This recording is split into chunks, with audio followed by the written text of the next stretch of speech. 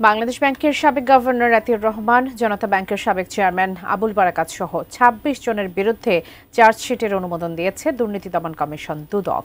তাদের বিরুদ্ধে জনতা ব্যাংক থেকে ঋণের নামে ১১৩০ কোটি টাকা আত্মসাতের প্রমাণ পেয়েছে সংস্থাটি।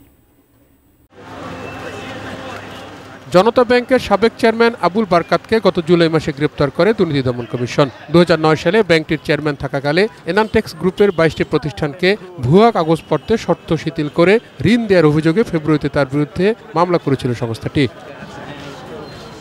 এবার সেই মামলার অর্থ লুটের চূড়ান্ত প্রমাণ মেলায় চার্জশিটের অনুমোদন দিয়েছে দুদক। দুদকের তদন্তে উঠে এসেছে ঋণের নামে ৫৩১ কোটি টাকা আত্মসাৎ করা হয়, যা সুদে আসলে দাঁড়িয়েছে ১১৩০ কোটি টাকায়। বিজলি কেবলসের স্কিন কোটেড ইনসুলেশন আগুন প্রতিরোধী। বিজলি কেবলস, নিরাপদ আজীবন।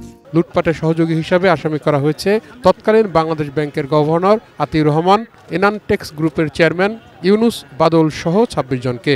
প্রতারণা, জালিয়াতি এবং মিথ্যা রেকর্ড পত্র সৃজনপূর্বক এবং অপরাধজনক বিশ্বাসভঙ্গের মাধ্যমে ব্যাংকে মর্টগেজ নেয়া জমিতে স্থাপনা দেখিয়ে অর্থ আত্মসাতের দায়ে ইতিপূর্বে মামলা রুজু করা হয়েছিল।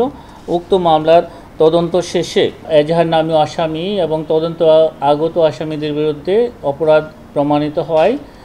এজাহার নামীয় এবং তদন্ত আগত ২৬ জন আসামির বিরুদ্ধে চার্জশিট দাখিলের সিদ্ধান্ত গৃহীত হয়েছে।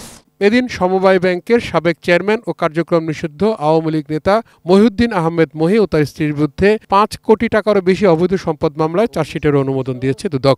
জনাব নূরজাহান বেগম স্বামী মহিউদ্দিন আহমেদের বিরুদ্ধে অসৎ উপায়ে অর্জিত জ্ঞাত আর উৎস বহির্ভূত সম্পদের তথ্য গোপন এবং জ্ঞাত আর উৎস বহির্ভূত সম্পদ অর্জন ও দখলে রাখার অপরাধে রুজুকৃত মামলার তদন্ত শেষে তিনি ও তার স্বামী জনাব মহিউদ্দিন মহির বিরুদ্ধে চার্জশিট দাখিলের সিদ্ধান্ত গৃহীত হয়েছে। একইভাবে চার্জশিটের অনুমোদন দেওয়া হয়েছে তিতাসের সাবেক সিনিয়র বিক্রয় সহকারী সৈয়দ আয়েজ উদ্দিন ও তার স্ত্রীর বিরুদ্ধেও। Towhid Sourav, ATN news, Dhaka.